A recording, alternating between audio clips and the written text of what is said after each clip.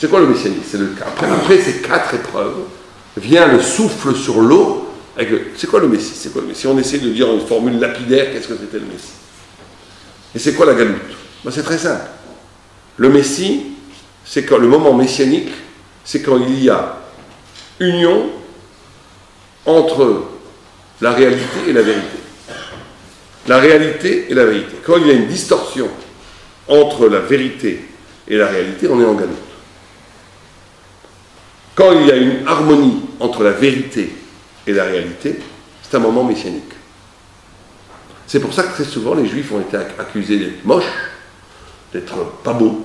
Pourquoi? Parce que comme l'harmonie esthétique extérieure était un mensonge, le Juif voulant résister à ce mensonge, on voit que son nez était tordu, il ne voulait pas, il y avait une distorsion. Donc il résistait au mensonge, ça ne pouvait pas coller avec le monde, cette vérité ne pouvait pas coller avec le monde, donc il y avait une sorte de... C'est ça la galoute. C'est pour ça que certains grands rabbins, dont Rav Kook, a cru que le sionisme était un grand moment messianique, et c'est possible, même ceux qui ne sont pas d'accord reconnaissent qu'il y a quelque chose peut-être de messianique, parce qu'on dit quand l'histoire rencontre la Torah, quand la réalité rencontre la Torah, le retour du peuple juif sur sa terre, c'est un mouvement messianique. Certains diront le contraire. C'est l'État démocratique qui n'est pas basé sur la Torah, c'est la plus grande trahison de la vérité, donc on est dans la galoute la plus forte. Bon, c'est la discussion sioniste, pas sioniste en Israël. Mais tout le monde est d'accord sur le principe que le messianisme, c'est quand la Torah s'incarne dans l'existence et quand l'existence s'inspire de la Torah. C'est pour ça que les grands tzadikim, qui vivent leur vie à partir de la Torah, ils vivent des moments messianiques. Une fois, on a raconté une histoire, un homme, un grand tzadik, qui étudiait la Torah, on lui a dit le Messie est venu. Wow, il était super content. Il est sorti, il a ouvert la fenêtre, il a dit le Messie n'est pas là. Il dit d'où? Il dit je vois dans l'air. L'air n'est pas pétillant, le Messie n'est pas là. Il est parti dans un soir étudier. Et un des élèves a demandé à l'autre élève, on lui dit mais pourquoi il a eu besoin d'aller sortir dehors? Pourquoi il n'est pas resté là où il est pour voir? Il a souri, il n'a rien dit. L'autre il a compris, il a dit parce que là où il étudiait, le Messie il était là. Devant sa Gemara, le Messie était là, parce que dans sa vie, il est arrivé à un degré de Kedusha, où son existence et la vérité faisaient un, où le Avira des Meshiach, l'air messianique était autour de lui. Et donc, cet antisémitisme, on ne peut le combattre, et on va finir avec ça, que quand on est capable, justement, de dévoiler l'amour propre aux Juifs pour toute l'humanité. Ça veut dire quoi? Pas qu'on va devenir des bons samaritains, enlacer tout le monde, c'est pas le Juif, il ne fait pas comme ça. Mais le Juif, il doit comprendre que quand il fait la Torah, quand il fait les mitzvot, il ne le fait pas que pour lui, il le fait pour toute l'humanité. Il le fait pour rédimer le monde. Au point où il y avait Rav Nachman de Breslav, qui est un très grand tzaddik. Un jour, il a dit quelque chose, il a entendu une voix céleste qui a dit « Tu as perdu ton Olam Haba, tu as perdu ton monde futur. » Parce qu'il avait une phrase qui n'était pas bien. Écoute, imaginez que de Dieu, vous entendez Dieu qui dit « Vous avez perdu ton monde futur. » Qu'est-ce que vous ferez? On se mettrait à genoux, on prierait, on dirait « Pardon, on ferait tchouva pas. » On entendrait Dieu qui dit « Tu n'as plus de monde futur. » Ce serait terrible. Lui, il a dit « C'est génial. Je vais enfin pouvoir servir la Torah, les Shem Shamaim, sans cette histoire du Olam Haba, du salut et ça m'embêtait la vie. » Il était super content. Une voix est ressortie. Tu viens de regagner ton Olam Haba. Parce qu'il a eu ce mouvement de l'Echem Shamaim. Mais on voit que la position du Juif, c'est pas de faire les mitzvot pour avoir son petit Olam Haba après la mort. Le Juif, il fait les mitzvot parce qu'il est un envoyé de Dieu pour réparer le monde. Et un Juif, il doit être le reflet de Dieu sur terre au point que chaque homme doit se reconnaître en lui comme, quand on voit un tzaddik, chaque homme a l'impression que le tzaddik a la clé de son problème, a la clé de ce qu'il est vraiment. Et ça, c'est la beauté. C'est la beauté parce que c'est l'harmonie entre la vérité et la vie. L'harmonie entre la Torah et l'existence. Alors vous allez me dire, tout ça, c'est bien, mais on n'a pas parlé, on a parlé de la Perse, de la Babel, de la Perse, de la Grèce, de l'Occident, on a oublié quelqu'un, non? Ishmaël, il est où Ishmaël là-dedans? Oh, Ishmaël, en ce moment, il a sa part aussi dans l'antisémitisme, non? Alors, le Ramak, il dit que dans le rêve de Daniel, il y a trois cornes dans cette bête terrible qu'est l'Occident.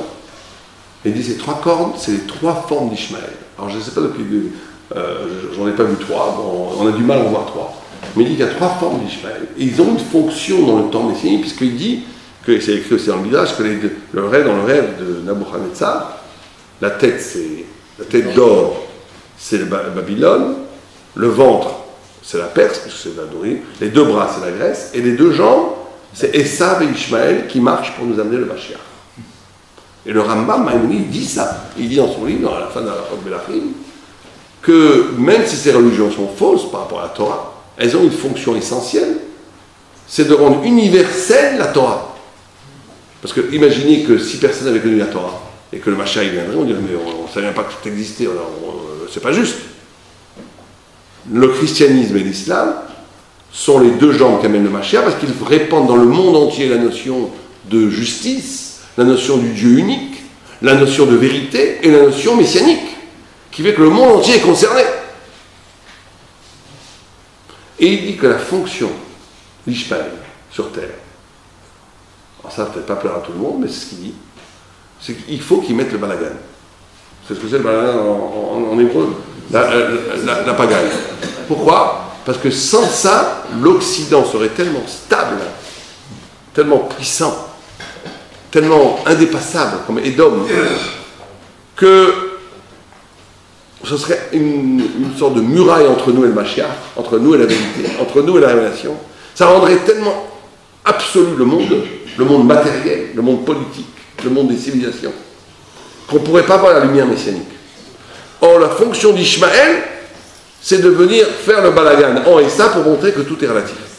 Et ça va permettre à la lumière du Mashiach de passer. Comme ça, il dit. Comme ça, il dit. Et donc, il y a dans cette... On en voit le début. Il faut faire très attention et très prudent. On ne sait jamais. Brachi pensait que le Mashiach allait arriver très rapidement. Le Gaon de Vilna, avec Napoléon, il pensait que c'était là Gog ou Magog. Donc, comme des gens infiniment plus grands que nous sont trompés en pensant que nous. Mais c'est vrai qu'on a l'impression que tout ce qui est écrit est en train de se réaliser. La guerre entre Ishmaël et Esav, la fin. On a l'impression qu'on n'est pas loin du tout. Mais on ne sait pas. Mais en tous les cas, les symptômes sont là. Est-ce que ça va être la délivrance? Là, j'en sais rien. Mais en tous les cas, les symptômes sont là. Et ils sont là, correspondant tout à fait à ce qui est annoncé par les prophètes. Et il faut bien comprendre. Ça, c'est une chose qu'il faut bien comprendre. C'est que Ishmaël et Esav sont aujourd'hui les deux visages d'une humanité qui ne veut pas accepter la vérité thoraïque et qui la combatte. Mais qu'on ne pourra vaincre cela que si nous-mêmes nous dépassons ces deux tentations qui sont Esav et Ishmaël. Alors ça veut dire quoi? Alors c'est très simple. Nos sages nous enseignent la chose suivante. Ishmaël vient de qui? Abraham. Esav vient de qui? Yitzhak. Abraham, c'est qui dans la Torah? Chesed. Et donc on a ici une déformation du Chesed dans Ishmaël. Dans Esav, on a quoi? Une déformation de la Midat Hadin. Alors c'est quoi ces déformations? Ben, c'est très simple. La notion de Chesed, c'est la notion de futur. C'est pour ça que le Rachamim, il y a le nom de Rechem. Rechem, ça veut dire le matriciel. Quelqu'un qui n'aime pas quelqu'un, il le juge pour ce qu'il est et pas autrement. Quelqu'un qui aime quelqu'un, il lui donne une chance. Allez te voir, vous allez dire à une mère qui aime beaucoup son fils, que son fils est en train de casser tout dans l'immeuble, elle dit, mon fils c'est un ange. Oui, votre fils c'est un ange, madame, mais il est en train de tout casser. Mais mon fils, elle ne veut pas voir la réalité. Parce qu'elle l'aime, elle voit que le futur, elle ne voit pas la personne. Le chesed, c'est la capacité de voir quelqu'un pour ce qu'il peut devenir, pas pour ce qu'il est. Le din, tu payes comptant. Le din, c'est la capacité de juger quelqu'un pour ce qu'il est, pas pour ce qu'il peut devenir demain. Vous allez dire à un juge, oui, mais vous savez, cet homme est un assassin, mais demain ça peut devenir un grand saint. Vous allez dire, monsieur, c'est possible, je l'admets, mais ça ne me regarde pas du tout. Moi, je juge les faits présents, pas pour ce qui peut devenir demain. Ça, c'est le din. L'amour, c'est rachamim. C'est pour ça que la façon dont on regarde quelqu'un, on peut enfanter des possibilités ou on peut détruire des possibilités. Un enfant, il faut le regarder avec amour, parce que c'est ça qui lui donne la possibilité d'advenir. Si on le juge pour que ce qu'il est, on est en train de le tuer. Et donc, le chesed, c'est ça. Le chesed, c'est l'amour, c'est le futur. Mais c'est un futur qui déforme la réalité. Parce que si on était soumis à la réalité, c'est le dîme. Donc la perversion du chesed, c'est le principe de non-réalité. Or, aujourd'hui, ce qui se passe avec Ishmaël, c'est exactement ça.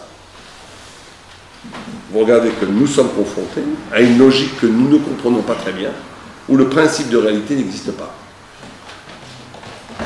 On nous attaque, par exemple, on se défend, on devient nous-mêmes tout à coup dans les assassins. Mais attends 2 minutes. Les gens ont osé dire, nous sommes très en colère que vous ayez tué un terroriste qui avait déjà lui-même massacré des gens. C'est incroyable. Même un nazi dit pas ça. Un nazi, c'est pire que tout. Mais il dit, je te tue, tu me tues, c'est normal. Mais quand on envoie des bombes et que quand tu te défends, tu dis c'est scandaleux, ça ne veut rien dire. Mais ça vient de la déformation du chesed. Ça veut dire qu'on n'accepte pas le principe de réalité. C'est ce que dit le Rambam, Maïmonide, dans Y Temal. Il dit, Ishmaël, c'est une émouna she'en bo dofi, c'est une foi qui n'a pas de faille, mais au service de la folie. Il n'y a pas d'esprit. Et ça, c'est le contraire. C'est le contraire. Puisque le dîn, Yitzhak, il dit, tout ce qui existe est nécessaire. Or, la seule personne qui est nécessaire, c'est Dieu, donc j'existe pas. C'est pour ça qu'on dit que les cendres de Yitzhak sont déposées devant le trône divin dans le ciel. Il s'annule devant la nécessité divine. Et ça, il dit, tout ce qui existe est nécessaire. Il apprend ça de son père. Or, j'existe. C'est le cogito, parce que j'existe, c'est une évidence que j'existe. Donc, je suis nécessaire. Donc, tout celui qui va contre moi, je le zigouille. Vous comprenez? Ça, c'est la formation de Midat Hadin. C'est l'Occident. Je viens de vous résumer toute l'histoire de l'Occident. Tous ceux qui se lèvent contre l'Occident, ils ont été décapités. Les Indiens, les Africains, toute la colonisation, toute l'histoire pourrait être résumée à ça. Yitzhak, il dit, tout ce qui existe est nécessaire, en quelque Dieu qui est nécessaire, donc j'existe pas. Donc c'est l'humilité radicale, c'est l'effacement face à la lumière céleste. C'est le juif qui s'abîme dans l'étude de la Torah, qui n'existe pas vraiment, il n'y a que Dieu qui existe. En od milvado. Et ça, il prend cette force-là, cette force de l'absolu. Tout ce qui existe est nécessaire. Or, il y a une évidence, c'est que j'existe. On ne peut pas dire que j'existe pas. Donc si j'existe, je suis nécessaire. Donc tout celui qui est contre moi doit mourir. Et donc nous, les Juifs, il faut bien savoir que nous avons pris, par la galoute de Ishmaël et la galoute de Esav, nous avons pris aussi cette possibilité de...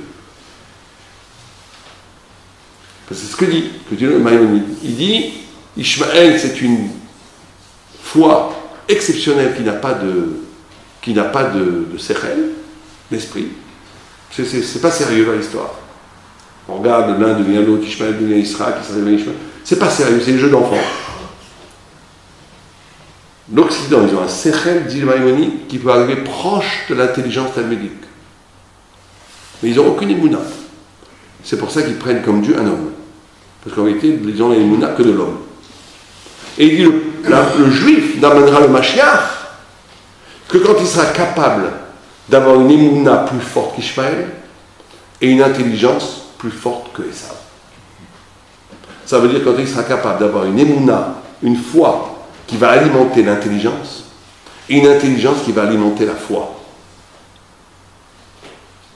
Et quand on sera capable de faire cela, et c'est ce qu'on doit essayer de faire, on doit présenter de façon affirmative et pas nihiliste une pensée vivante qui est nourrie par la foi, par la émouna, et une pensée vivante qui est nourrie par la foi et une foi qui est nourrie par l'intelligence, pas la foi du charbonnier. Les deux en même temps, c'est ce qui va permettre d'amener le miroir au monde de la révélation messianique. Et c'est ça qui va abolir non seulement l'antisémitisme, le mensonge, et qui amènera Bezrat Hashem, la lumière messianique sur terre. Amen. Est-ce qu'il y a des questions?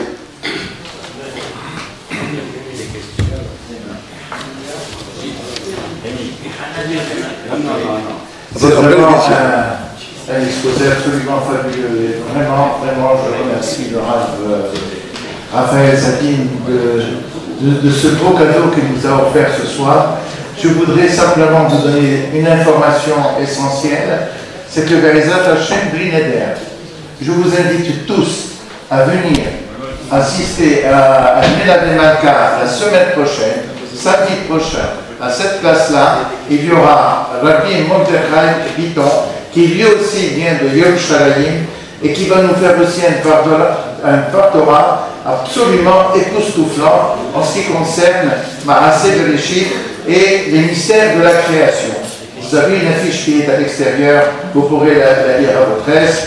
Vous pourrez vous approcher du Rav tout à l'heure au moment de la Séouda, de façon à lui poser toutes les questions.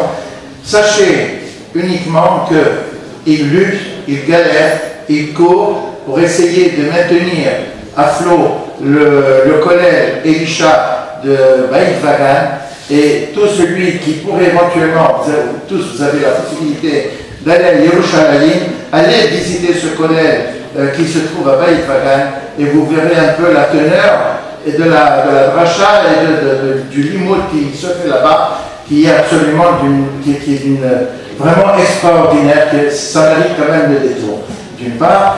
D'autre part, sachez que tout celui qui peut s'approcher du Rav et de l'aider pour cette mission qu'il a accomplie, eh bien, vraiment, vous serez bénis pour l'honneur de la Torah.